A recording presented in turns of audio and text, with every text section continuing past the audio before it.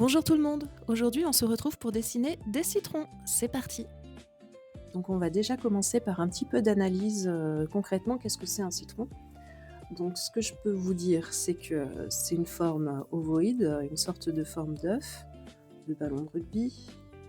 Donc il est au plus large ici, sur cette partie-là, et il va en s'affinant là, et il est terminé par 2 petites excroissances comme ça, avec une sorte de petit creux, comme ça. Et là on a l'emplacement pour la tige.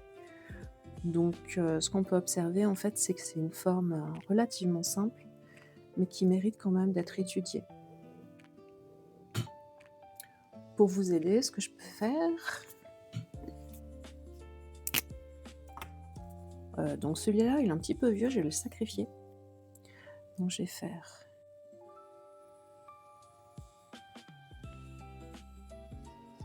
le tour comme ça.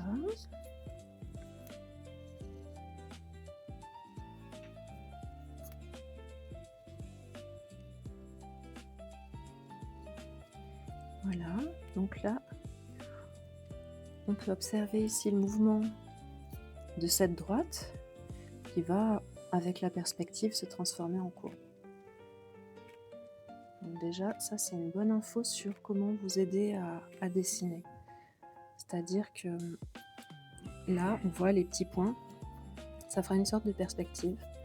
Ils seront plus gros ici, les petits points là qui font les bords de la peau du citron. Ils seront plus gros ici, plus importants, mieux dessinés, plus de contraste, plus de lumière. Et là, quand on s'éloigne en fait, qu'on arrive ici, les bords seront plus petits, moins précis et moins contrastés, avec un petit peu moins de lumière. Du coup, ce que je vais faire, je vais peut-être continuer à faire le tour, parce que je vais le couper au milieu après.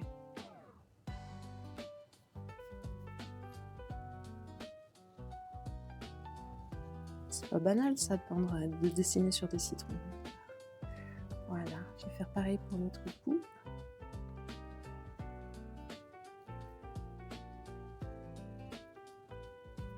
Et donc ça nous donnera un petit peu la trame pour dessiner efficacement la texture. Voilà, ce que je peux faire maintenant aussi, je vais changer de couleur. On demandera à ce qu'on se mélange pas les pinceaux, comme ça arrive souvent. Donc là, je vais faire pareil ici.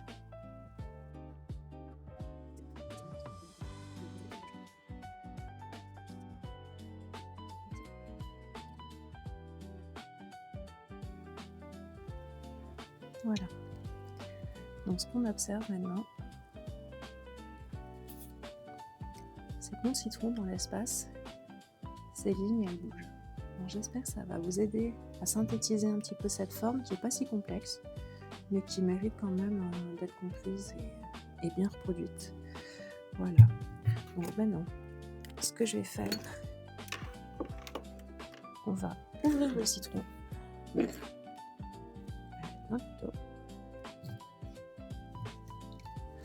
Donc il est vieux et sec, mais je pense qu'on aura quand même les quartiers dedans qui nous aidera à les dessiner. Voilà. Ça sent bon, j'aime bien cette odeur. Donc ce qu'on voit, c'est que ce point ici, à l'intérieur du citron, il va ici. Donc il y a des quartiers, des formes un peu triangulaires arrondies sur l'extérieur, l'épaisseur de la peau du citron, l'écorce, avec le zeste autour. Donc on a du blanc, on a du jaune, on a des couleurs un peu plus jaune paille à l'intérieur, avec des jaunes un peu cassés, mais légèrement plus clairs que l'extérieur. Donc ce que je vois en fait, c'est que là, si je l'oriente dans l'espace, je vais peut-être mettre comme ça, plus de lumière. Là, on retrouve fatalement une ellipse. Et ici, ce qui était mes droites, hop, elles partent vers le pédoncule. Et si je bouge dans l'espace comme ça, toutes ces lignes, en fait, vont converger là. Et là, j'ai mon rond qui fait la circonférence du citron, qui va elle aussi bouger.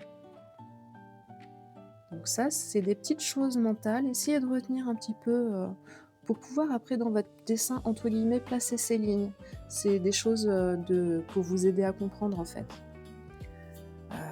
Voilà pour celui-là. Et si on a envie de le couper dans l'autre sens, qu'est-ce qu'on observe?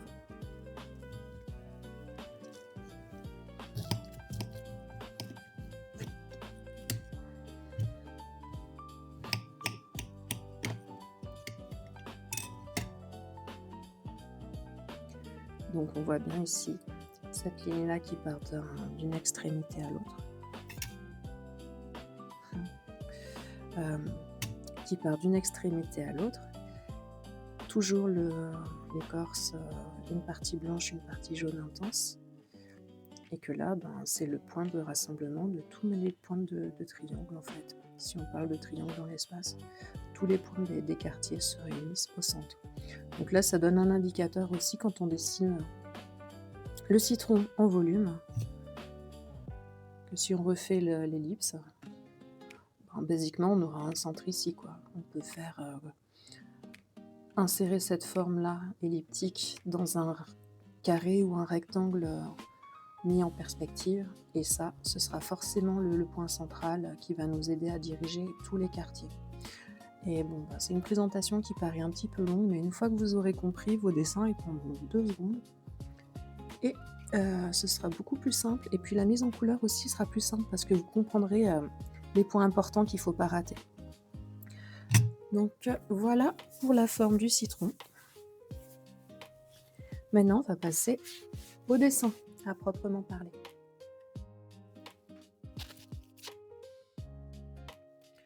Donc, pour le dessin,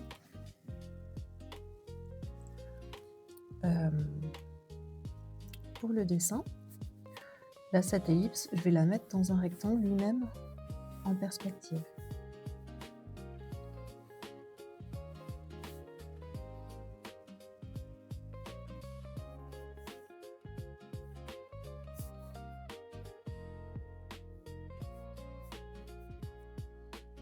J'imagine que mon citron est placé dans une boîte et cette boîte, je vais la dessiner. Après, c'est des outils, je m'en sers peut-être pas de manière très précise, mais ça m'aide à construire mes sujets. Donc là, vous vous rappelez, ici, c'est la partie la plus large du citron, j'ai coupé au milieu. Donc fatalement, ça va se réduire au fur et à mesure où je me rapproche du dessin de la tige. Donc là, on ne voit même pas. Ce que je peux faire, c'est faire un arrondi là qui cache la tige. La tige, elle est là, elle est cachée par la peau du citron. Et celui-là, je peux le faire comme ça. Et là, j'ai ce trait noir qui arrive là.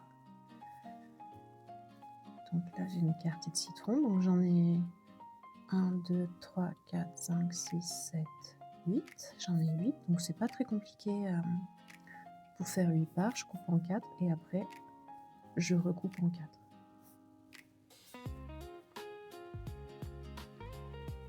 On avait vu ici que toutes les pointes de citron se retrouvent ici. Donc là, il y a un petit rond à l'intérieur blanc. Donc là, j'ai la partie blanche. Je vais la refaire. Une petite astuce, c'est faites toujours plus large ici sur la partie qui est la plus proche de vous. Plus large ici, moins large ici. Plus c'est proche de vous, plus c'est large. C'est vraiment pas compliqué, mais de le faire, et ben ça aide à mieux comprendre votre dessin. Donc là, je vais faire le zeste, hop, avec un deuxième trait.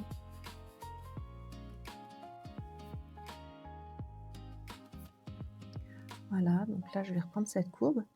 Donc comme la peau, elle est pas lisse, mais il y a plein de rugosité, je vais le mettre aussi, que ce soit visible dans mon dessin. Et là, vous voyez comme ça part. On a cette l'arrondi du citron, il est mis en perspective. Ça veut dire quand on dessine, on peut faire des petites choses comme ça aussi, pour aider à comprendre le volume.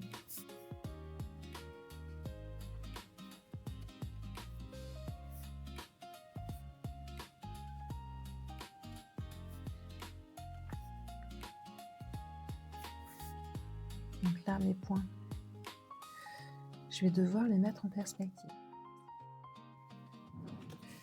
Donc les bords, ils sont placés de manière aléatoire. Là, on voit, c'est concrètement en fait les graines d'une fraise. Elles sont placées sur des lignes comme ça. On peut imaginer de l'appliquer sur la fraise comme ça en fait. Et là, on aura le placement des graines de manière régulière. Le citron, c'est pas ça. C'est un petit piquetage partout. Donc là, on a nos creux. Ça veut dire un creux. C'est entouré en général d'une ombre parce que la lumière y va pas, sauf si c'est pleine face.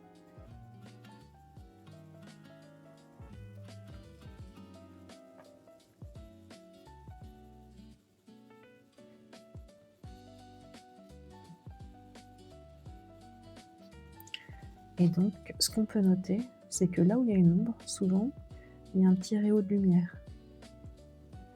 Et on en tiendra compte quand on place la couleur générale.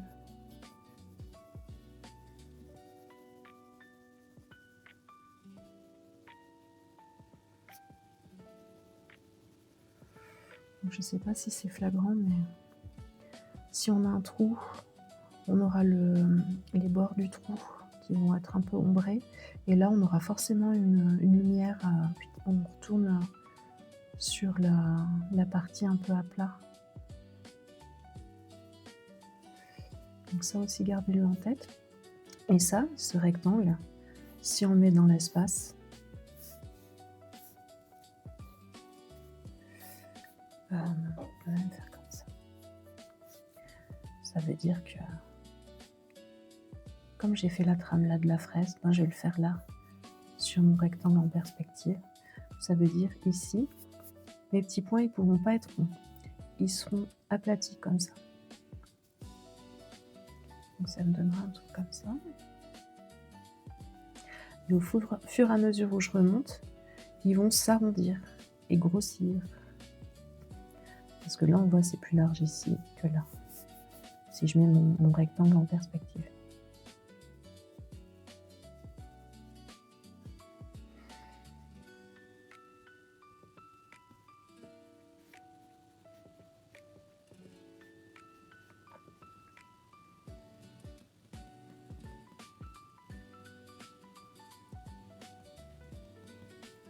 Et donc là, plus c'est proche de nous, plus on aura du contraste, de la couleur et des effets de lumière intenses, c'est-à-dire des reflets presque blancs. Et plus on s'en éloigne, plus on va vers quelque chose un petit peu indifférencié, à l'exception vraiment de ces effets-là qui vont marquer la texture et qui sont plus foncés et un petit peu aplatis. Donc là, je vais pouvoir refaire le principe là. 2 creux en noir, 2 bords un petit peu ombrés, et puis garder la lumière au-dessus. Comme ça, on a une perspective. Et après ça, cette partie-là, si on l'intègre sur mon citron, et bien ça donnera ici le petit piquetage avec les petits points aplatis. Et là, les points de plus en plus gros, avec plus en plus de texture. Et comme ça, on aura un petit peu de perspective. Voilà.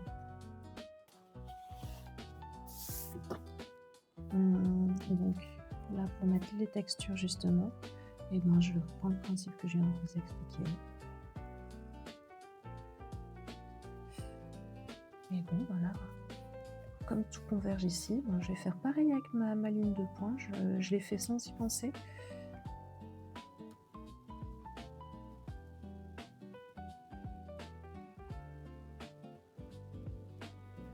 Voilà, puis là, je vais venir ombrer le dessous.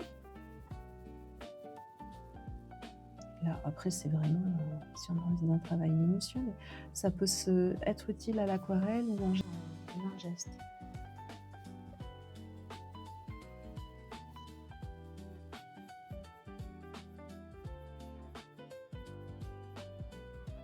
Voilà.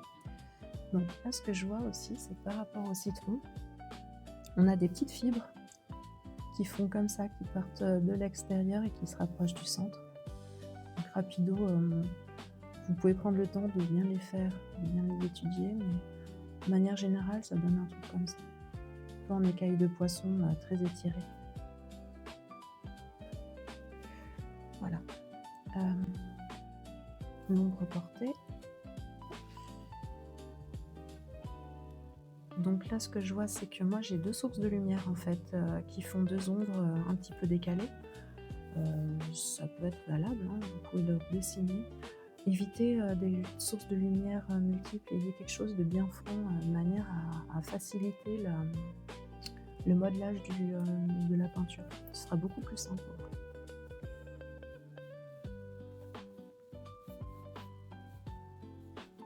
On va avoir un truc comme ça.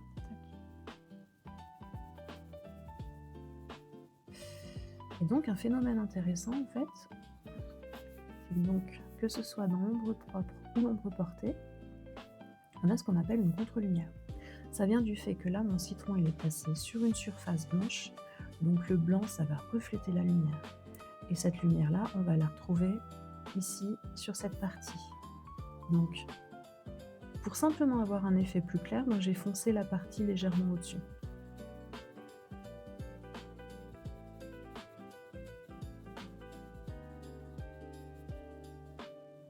Et là, pareil, mon citron, comme il est clair, il va renvoyer de la lumière ici dans l'ombre portée. Ombre propre, je ne sais plus, il faudrait que je vérifie.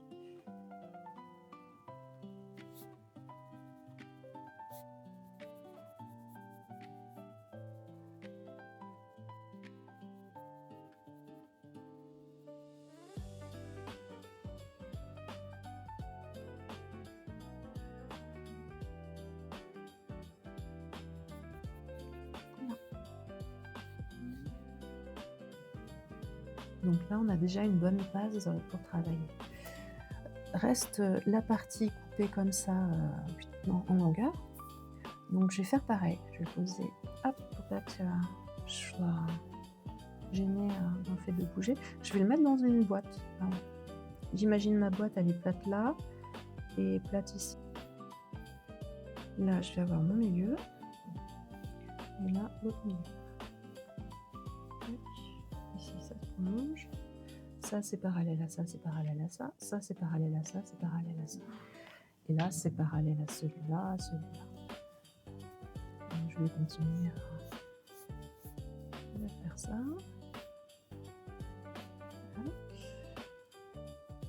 Donc là, j'ai le centre. Là, je vais avoir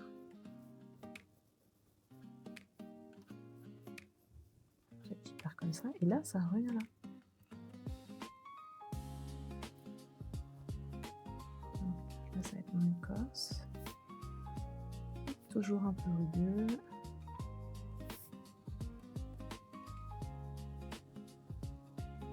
Là, ça va être le blanc.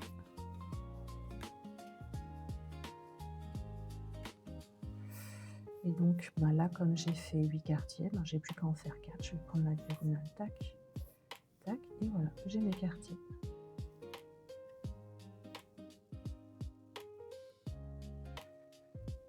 Donc là, j'ai toujours mon truc comme ça. Là, j'ai mon citron qui se continue.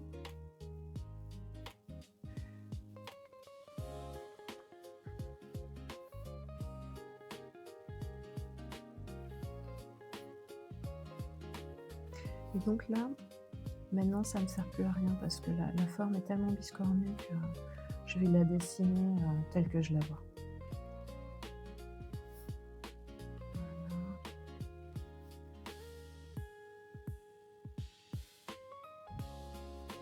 Et on a toujours l'écorce qui est rugueuse avec les points qui vont comme ça.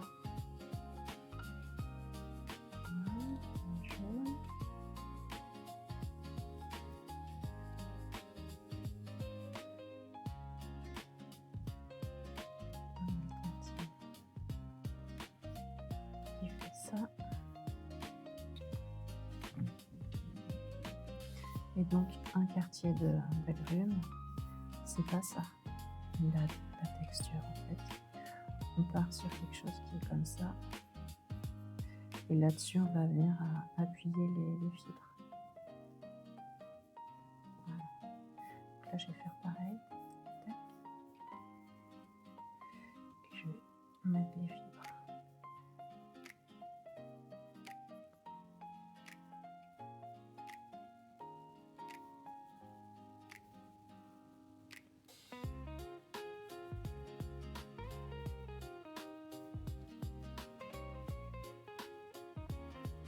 Voilà.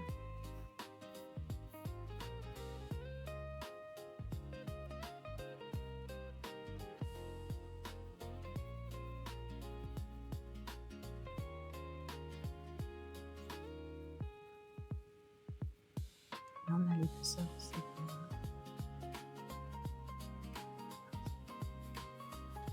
Voilà, grosso modo, une manière de construire un citron. La vidéo est maintenant finie. J'espère que ça vous aura donné envie de dessiner et d'avoir une sorte de précision dans le regard qui vous aidera à comprendre les structures et vous verrez, vous apprendrez vraiment beaucoup plus vite en ayant cet esprit de géométrie et cette analyse des formes. À bientôt, merci.